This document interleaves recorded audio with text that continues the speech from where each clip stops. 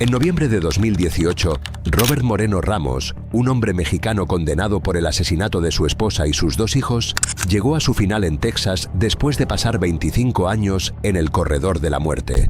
Te puedo confirmar que ha sido ejecutado en Texas el reo mexicano Roberto Moreno Ramos. Su caso había sido uno de los más notorios de la zona sur del estado, por la brutalidad del crimen y la complejidad de su encubrimiento. Durante más de 2 décadas, Ramos vivió aislado, entre recursos legales, apelaciones y revisiones judiciales que buscaban cuestionar la validez del proceso, su salud mental y el cumplimiento de sus derechos consulares. Sin embargo, finalmente, se ejecutó la sentencia. La inyección letal terminó con su vida a las 9:36 p.m., cerrando un capítulo que durante años mantuvo en vilo a familiares, autoridades y medios internacionales. Más allá de la ejecución, su historia es la de un hombre que planeó, ejecutó y ocultó un crimen atroz dentro de su propio hogar, dejando una pregunta que persiste. ¿Cómo pudo alguien mantener una vida aparentemente normal mientras cometía un acto tan violento? La respuesta se encuentra en los detalles de su vida, la rutina de la ciudad de Progreso y las decisiones que lo llevaron a ese extremo. Conozcamos esta historia. Desgraciadamente tengo que admitir que la avenida legal para dar esperanzas al señor Ramos es bastante estrecha. Corría 1992 en Progreso, un pequeño poblado del condado de Hidalgo, Texas. La ciudad tenía el ritmo pausado de los barrios residenciales, calles tranquilas, casas de una sola planta y vecinos que se conocían entre sí. En ese contexto vivía Leticia Ramos, de 42 años, junto a sus 2 hijos, Abigail, de 7, y Jonathan, de 3. Era una familia que pasaba desapercibida, con una rutina común: los domingos salir a la iglesia, los juegos en la acera, los días normales de escuela y trabajo. Leticia era vista como una madre dedicada y responsable, mientras que sus hijos se movían por el barrio con la inocencia propia de su edad. Robert, el padre, trabajaba cuidando a un hombre discapacitado y llevaba una vida reservada y ordenada. Para los vecinos parecía un hombre normal, con horarios claros y comportamiento predecible. Pero esa fachada ocultaba tensiones domésticas que nadie alcanzaba a notar desde afuera. Lo que parecía un hogar común y corriente, con tareas simples y vecinos que cruzaban saludos, en realidad estaba a punto de colapsar. La rutina diaria, el cuidado de los niños y la vida sencilla del vecindario escondían una realidad mucho más oscura que nadie sospechaba. En paralelo, Robert llevaba otra vida que muy pocos conocían. Desde hacía meses mantenía una relación con Marisa Robledo, quien desconocía completamente la existencia de los niños y creía que Leticia estaba muerta o que era alguien a quien él ayudaba por compasión. Mientras tanto, en casa, su familia vivía ignorando los planes que él tenía. Una boda con Marisa estaba programada para el lunes 10 de febrero, solo 3 días después de lo que sería el crimen. Una completa locura. La presión de mantener ambas vidas se volvió insoportable. La doble vida de Ramos no era solo un secreto, era un calendario de mentiras que debía sostener a diario, ocultando la verdad a los vecinos, a su esposa y a su futura esposa. Cada conversación con Marisa, cada saludo a los vecinos y cada interacción con Leticia y los niños requería actuar con precisión, como si no existiera el riesgo de que todo se derrumbara. Esa tensión creciente y la inminencia de la boda crearon un escenario en el que Ramos decidió que la única manera de resolver el conflicto era con un acto irreversible: acabar con su familia. No un divorcio, no decir la verdad, no. La única solución para él fue la muerte para su esposa e hijos. La combinación de miedo a perder a Marisa, la presión de mantener su mentira y el control absoluto sobre su hogar lo llevaron a planear lo que nadie podría anticipar. Una decisión que cambiaría la vida de muchos y lo marcaría para siempre. Esa mañana de febrero de 1992, la rutina en la casa de los Ramos se rompió de manera abrupta. Robert Moreno Ramos tomó un mazo de trineo, un objeto común en la casa, y se acercó a Leticia mientras ella realizaba tareas cotidianas. No hubo discusión ni advertencias previas, solo un golpe directo que terminó con su vida en segundos. La violencia no se detuvo allí. Abigail, la niña de 7 años, fue inmovilizada con cinta adhesiva en las manos y con la boca cubierta para impedir que pidiera ayuda. Sin tiempo de reaccionar, también sufrió el ataque de su padre. Jonathan, el menor, de 3 años, no entendía nada y estaba completamente indefenso. En pocos minutos, la casa pasó del silencio habitual a un escenario de terror absoluto. Ni en las peores historias de cines ocurre algo como esto. Afuera, los vecinos no percibieron nada extraño más allá de un breve grito que se escuchó por la calle y luego el silencio volvió a reinar. Nadie imaginaba lo que ocurría detrás de esas paredes. La rapidez y precisión del acto dejaron a Ramos con el control absoluto de la escena. No había testigos directos, no había alarma, solo los cuerpos de su familia en el interior. Todo iba según su plan. Después del ataque, Ramos dedicó horas a asegurar que su crimen permaneciera oculto. Retiró las baldosas del baño, cavó un hueco en la tierra y colocó los cuerpos de Leticia, Abigail y Jonathan allí. Luego embaldosó de nuevo la superficie, dejándola lisa y sin señales evidentes. Todo lo que recordaba que podía delatar la presencia de la familia, ropa, juguetes, objetos personales, fue subido al ático y almacenado cuidadosamente. Durante el fin de semana, mantuvo una apariencia de normalidad. Miembros de la iglesia pasaron por la casa y él aseguró que la familia se había mudado a California. A otros conocidos les dijo que Leticia y los niños estaban en Austin, cambiando detalles según la situación. Nadie cuestionó estas explicaciones. Apenas 3 días después, Robert se casó con Marisa Robledo, su pareja paralela. Sí, 72 horas antes estaba cometiendo el peor acto jamás hecho, y ahora se estaba casando. Por si fuera poco, llevó a vivir a su ahora esposa a la misma casa donde, bajo el piso del baño, permanecían los restos de su familia anterior. La ceremonia fue pequeña, discreta, como si nada hubiera pasado, y la vida continuó para él mientras la realidad de su crimen quedaba oculta a simple vista. Durante semanas, las desapariciones no generaron denuncias formales. La familia de Leticia tenía sospechas, pero Ramos ofrecía explicaciones convincentes, aunque contradictorias, y logró ganar tiempo. A principios de marzo, finalmente se presentó una denuncia formal. Además, al ver que la situación no avanzaba tan rápido como él quería, un primo decidió confrontarlo directamente, y Ramos dijo que su esposa e hijos habían muerto en un accidente en México y que los cuerpos habían sido cremados. Las declaraciones encendieron las alarmas de los detectives, así que la policía llegó a la casa y comenzó a interrogarlo. Desde fuera, la vivienda parecía normal. Puertas y ventanas intactas, jardín ordenado, sin señales de violencia. Dentro, sin embargo, no había rastros de los niños ni de Leticia, ni juguetes, ni ropa. Ramos sostenía que la familia estaba de viaje, pero cambiaba constantemente la ubicación y las fechas. Primero Austin, luego San Antonio, después México. Las inconsistencias se multiplicaban con cada entrevista. Sin evidencia física para detenerlo de inmediato, la policía continuó la investigación. Ramos accedió a acompañarlos a la estación bajo la apariencia de cooperación, pero mantuvo versiones contradictorias. Mientras hablaba, los oficiales comenzaron a documentar cada detalle y a buscar inconsistencias, notando que algo en la historia no cuadraba.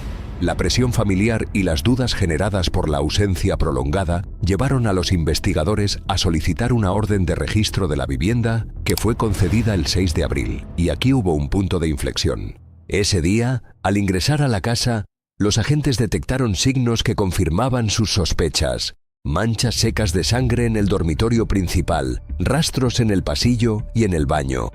Nada parecía reciente, pero pertenecía a la misma fecha aproximada de la desaparición. La escena estaba demasiado ordenada para una vivienda con niños pequeños. Al revisar el ático, encontraron la ropa y los juguetes de la familia, confirmando que nadie había viajado.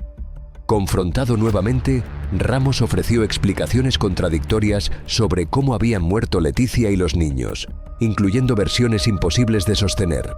Finalmente, condujo a los oficiales al baño. Ya en este lugar, el piso parecía recién trabajado, las baldosas con un tono ligeramente distinto al resto del suelo. Esto llamó de inmediato la atención del equipo forense. Comenzaron a retirar las piezas con cuidado y bajo ellas descubrieron un hueco cavado en la tierra. Dentro estaban los cuerpos de Leticia y sus 2 hijos, Abigail y Jonathan. Aquí no había trucos. El encubrimiento que había mantenido durante semanas se vino abajo en cuestión de minutos. La evidencia física no dejaba dudas. Robert Moreno Ramos era responsable de un triple asesinato dentro de su propio hogar. Este señor tenía 38 años en 1992. Había nacido en México y vivido varios años en el sur de Texas. trabajando en empleos manuales sin estabilidad profesional.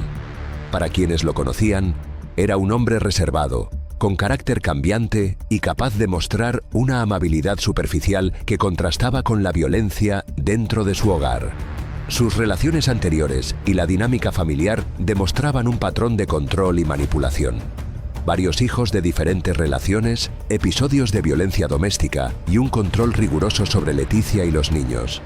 Mientras mantenía esa fachada de esposo y padre, Ramos desarrolló una relación paralela con Marisa Robledo, a quien presentó como viuda y a quien convenció de que su familia original ya no existía. Era un hombre que podía sostener mentiras complejas, crear historias verosímiles y proyectar normalidad, mientras planeaba un crimen que cambiaría la vida de todos a su alrededor. Su carácter calculador y reservado, combinado con la violencia previa en el hogar, mostraba un perfil inquietante. Alguien capaz de mantener una doble vida durante meses sin ser detectado y de ejecutar un acto de extrema brutalidad en el momento preciso. Ahora, atento a lo siguiente. El juicio contra Ramos comenzó en 1993 en el condado de Hidalgo. Desde el primer día, la sala estuvo llena. Familiares de Leticia, vecinos y periodistas seguían cada detalle de un caso que había conmocionado a la comunidad. La Fiscalía estructuró su estrategia con precisión. Presentaron a los investigadores que hallaron los cuerpos, a los peritos que explicaron la forma de las lesiones y a los técnicos que detallaron cómo fue alterado el piso del baño. Todo apuntaba a un crimen deliberado, premeditado, violento y con encubrimiento posterior. La Fiscalía también destacó la boda de Ramos con Marisa y su mudanza a la misma casa donde yacían los cuerpos, como un acto que demostraba frialdad y planificación. Incluso se presentó evidencia de un caso anterior, donde una mujer desapareció tras casarse con él años atrás, aumentando la sospecha sobre patrones repetitivos de comportamiento violento. La defensa, en cambio, fue limitada y poco convincente. No ofrecieron una explicación coherente que sostuviera la versión de Ramos.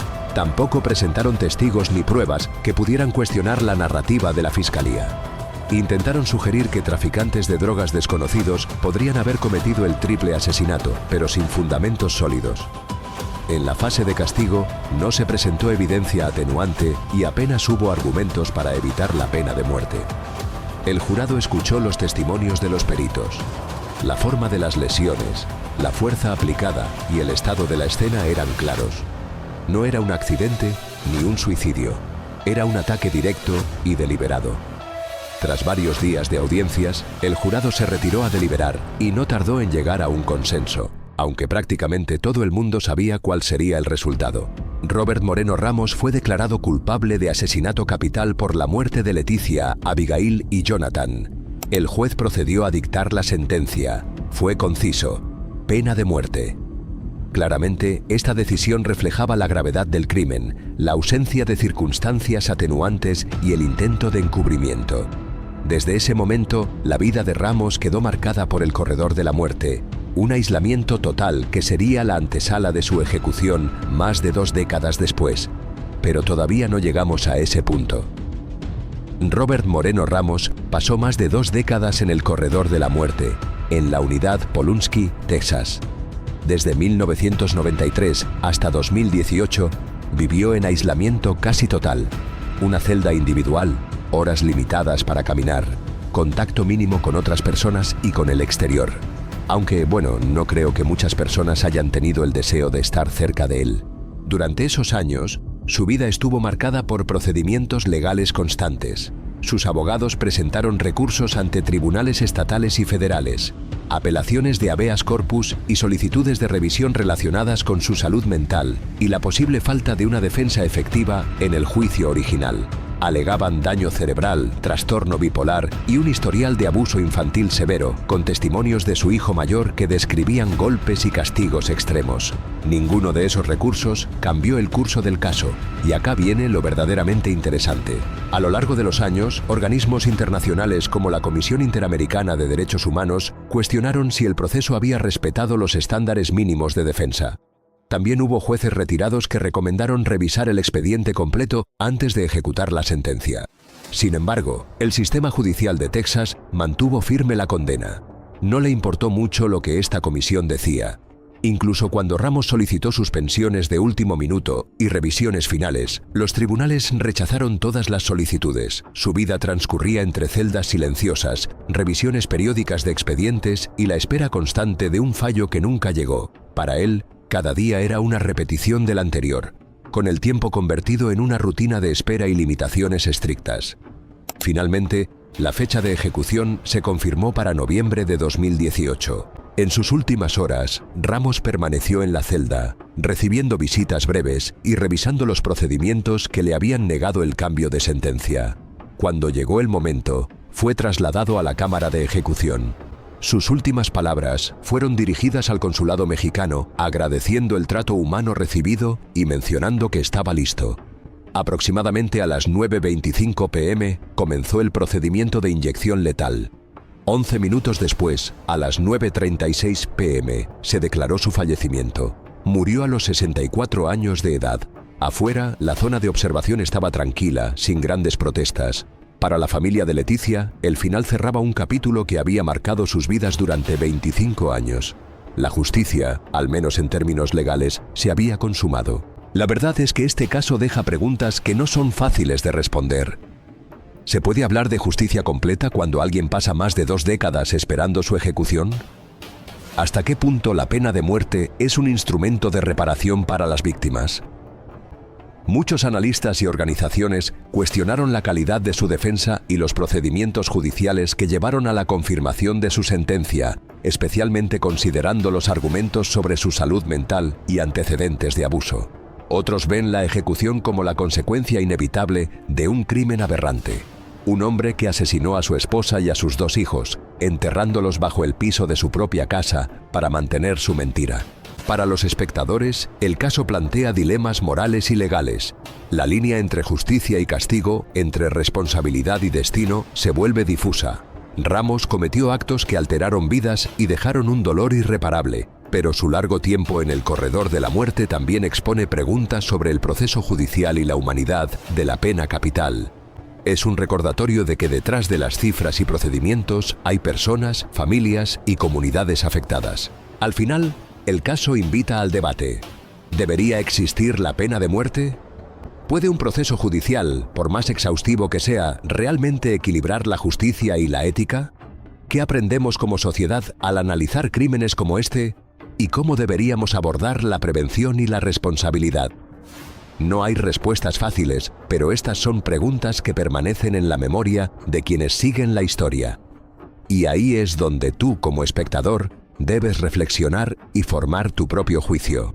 La historia de Robert Moreno Ramos concluyó con la ejecución, pero la conversación sobre justicia, moralidad y las decisiones humanas continúa, esperando que quienes la conocen aporten su opinión, debatan y compartan perspectivas, reconociendo la complejidad del caso y las vidas que quedaron marcadas para siempre. Ahora quiero leerte a ti. Este es uno de esos casos que no tienen una opinión buena y otra mala. Déjame en los comentarios qué opinas tú sobre la pena de muerte y si crees que aquí se hizo justicia. Si te interesan historias reales contadas sin morbo y con todos los matices, suscríbete al canal y activa la campana. Nos vemos en el próximo caso.